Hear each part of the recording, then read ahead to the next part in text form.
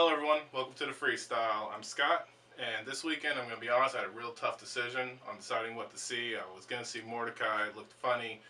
Then I was going to see The Loft, it's got Whitworth Miller in it, how could it be bad? But then I learned my boy, who I've recently fallen in love with, David Oyelowo, is in, A Most Violent Year. So it was a pretty easy decision after that. The result is never in question, just the path you take to get there. Tagline to A Most Violent Year, directed by J.C. Chander, starring Oscar Isaac, Jessica Chastain, and David Oyelowo. And the plot of this movie is 1981.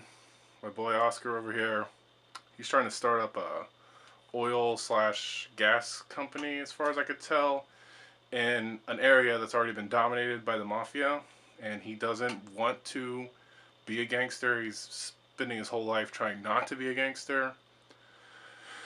So it seems like everything's going to go his way. Things fall apart due to one of his workers, and so he starts to kind of dip into that lifestyle, but at the same time, he's trying not to. It's very compelling. Alright, so it's going to be a part where I'm going to talk about things I liked and didn't like about the movie. And for me, I thought it was very realistic. It's not just gunfights in the street and crazy car chases and explosions, and which it's kind of refreshing.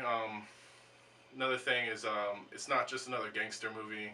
It's not just drug deals and wrapping people up in rugs and giving some people some cement shoes. It's none of that, honestly. And other than that, the acting very solid. I feel like they cast everybody very well. I enjoyed all their performances. Didn't have a bad thing to say about them. As far as dislikes, it's a very slow burn, so you gotta be really looking for that kind of storyline. It picks up towards the meh, but it's heavy on the story, not much on the action. Which brings me to my other dislike. For a movie that has violence in the title, there's almost zero violence in this movie, which, like I said, not a bad thing, but it's a little misleading. I wasn't, I was expecting a little more violence. Maybe just one person with some cement shoes. It couldn't have been bad. Alright, so that brings us to the part where I'm going to try and rate this thing. We're doing a 1 through 5 round here. I'm going to give it a 3.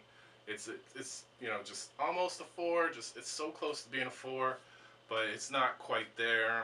I'm going to try and be honest with it. It's a 3 for me. It's a movie I would watch again, but it's not a movie that I would rush out to buy when it comes out. So, not bad, not great. You got to be really looking for that kind of storyline. That brings us to the end of our review. Going to see Project Almanac next week, planning on it anyways. Time travel movies, they're either good or bad. There is no in between. There is no in between for time travel, so I guess we'll see. Hopefully they'll come back then. Other than that, I'm Scott, and I hope you guys have a good weekend.